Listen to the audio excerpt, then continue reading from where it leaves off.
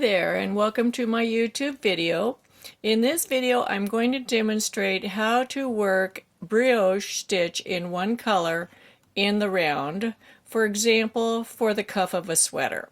So I've got this portion that's worked in stockinette here, and I'm transitioning to working into the brioche stitch. This is worsted weight yarn, and the stockinette portion I worked with a US 7 needle. I'm going to work with the brioche with a 3, a much smaller needle, because brioche stitch makes a big stitch. I also decreased several stitches before starting, because you want the cuff to pull in a little bit around your wrist, so you want it to be smaller than the diameter of the stockinette stitch in most cases. I highly recommend working a swatch with just the brioche in the round and comparing the stitch gauge to your stockinette to determine what size needles you need to use for the brioche and how many stitches you need to reduce to compensate. I started out with 40 stitches here in the round, and I reduced by 3 on each side, so I reduced a total of 6 stitches. So I'm ready to start. I'm going to have my change of round in the middle so that you can see what happens when I change the round. Normally that would be over here between the ends of the needles. I'm going to put a stitch marker on here, for that's the beginning of the round. And here's our working yarn. I'm going to do some in continental and some throwing.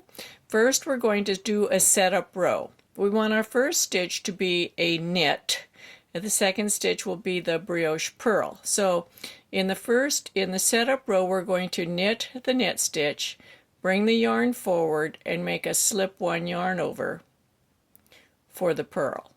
Knit one, slip one yarn over. I have other videos on brioche knitting, which I'll link up here in the corner if you would like to learn more about this. It's a fun technique. Slip one yarn over, knit one.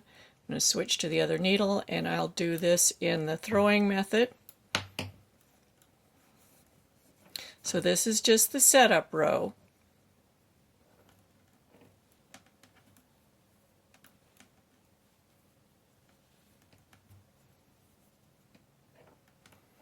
This one's going to be a slip one yarn over,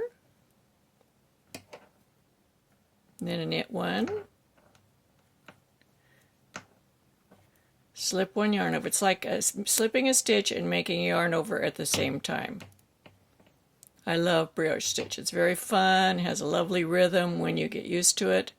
Just takes a little bit of a learning curve, not too bad. It is an advanced skill, but it's not hard.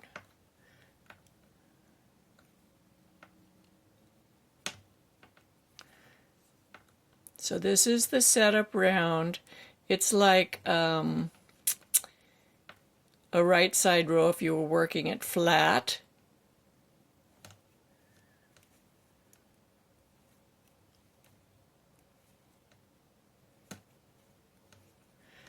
In standard brioche, whether it's worked flat or in the round, it takes 2 passes to create 1 row of brioche, because you're just working every other stitch. The stitches that you'd work as a slip one yarn over are not being worked, they're being slipped. And on the next round, they will be worked. So it'll take 2 rounds, if working in the round, to work 1 round of the pattern. Let's see, that was a slip one yarn over. Yes, so this is a knit one. So this is a slip stitch, slip one yarn over. It's not being worked, it's just being slipped. On the next round, we will be working those stitches.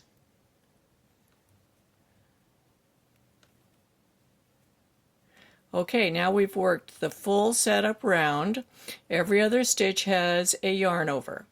Now we're ready to do the second pass of the first round. The stitch that is a knit, it does not have a shawl, it does not have a yarn over it, so it needs one. We just made a yarn over on the very last stitch. So this is a little issue that happens when you're doing it in the round, but it's okay. You have the yarn over there, You bring the yarn forward. This stitch needs a yarn over. It doesn't have one. Then this we designated as our purl, so we're going to purl it. The yarn over and the stitch together as one. Then this stitch has no yarn over, so it needs one. And then we're going to purl. Slip one yarn over, purl. And that's the way brioche is. You always do a yarn over the singleton stitch, and you always work the double stitches. The stitches that have the yarn over. Okay, so we're almost finished with the round 2, which is the second pass of round 1. Remember, you have to go down needle sizes, several sizes for brioche.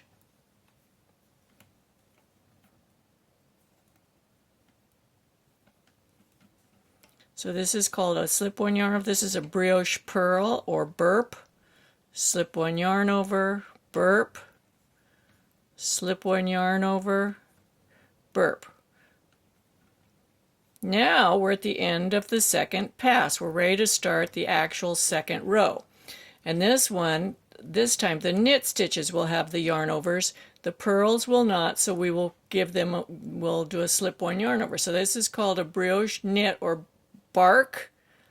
Slip one yarn over, and you do the slip one yarn over the same no matter whether it's a knit or a purl. It's always bring the yarn forward, slip and yarn over. So slip one yarn over, bark, brioche knit, slip one yarn over, brioche knit. Okay, so here we are back after working several rows of the brioche in the round. This is our beginning of round marker, and you can see that the change in the beginning of the round is invisible. It doesn't show on either side. Everything looks good. So we're over here on this edge. I'm over here right now, and these are, you can see the knit column does not have a yarn over. The purl column does, the burp column. So that means I need to work this, put a yarn over on it, do a burp, yarn, slip one yarn over, burp, slip one yarn over, burp, slip one yarn over, burp. But here we have the change. So we have a yarn over, a slip one, we have a purl with its shawl collar, the yarn over, the marker. Then we have a knit with a yarn over. This is where it changes. So there's those 2 yarn overs in a row. That's what it looks like. Now, how do you know where you are? Like if you set your work down and you pick it back up, how do you know what you're doing? You look at these stitches. You can see the knits do not have a yarn over. That means they need one. That's going to be a slip one yarn over. We can see that the purls do have a yarn over, so that means they need to be worked. So let's do that. We're going to do the change of round here. And then I'll do the change of round one more row so you can see when it changes from a purl being worked to a knit being worked or slipped. So what is this? This is a knit. It needs a yarn over, right? So we bring the yarn forward, slip one yarn over. This is in the purl column. They look different than regular purls. This is called a burp or brioche purl. It's got the yarn over, so that means we need to purl it. Now we have a knit with no yarn over. It needs one. We have our purl with the yarn over. Knit, we need to yarn over and work the brioche purl. Slip one yarn over, brioche purl. Now here's our marker. So we did a brioche purl, the marker, and it's followed immediately by a brioche knit. And then the purl does not have a yarn over, so it needs one. So slip one yarn over, brioche knit or bark. Slip one yarn over, brioche knit, slip one yarn over, brioche knit, slip one yarn over, brioche knit. Now I'm going to work the back side off the camera, and I'll be back in just a second. Here we have a knit with a yarn over. The naked purl, so it needs a yarn over, right? a knit with a yarn over it. That means we're going to work it as a brioche knit. Then we're going to do a yarn over the purl, brioche knit, yarn over, brioche knit. So let's do that. So can you see how you can read your knitting here? You just have to look at what's on the needle and it'll tell you what you need to do. This is a column of knits with a yarn over. That means it needs to be worked as a bark or a brioche knit. Here's a purl with no yarn over. It needs a yarn over. Then a bark, slip one yarn over, bark, slip one yarn over, bark, slip one yarn over. And there's our end of the round.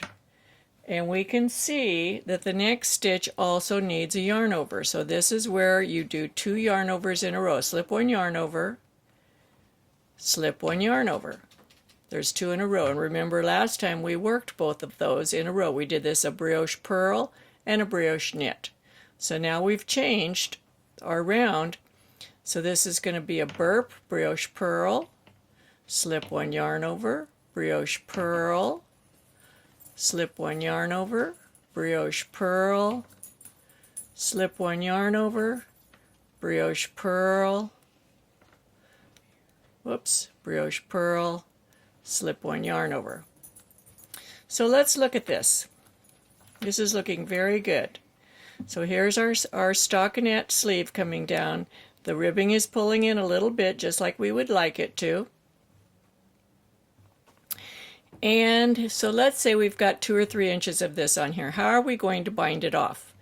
There's 2 choices. You can bind it off, for example, bind this off as a knit, purl, and use the standard bind off in pattern.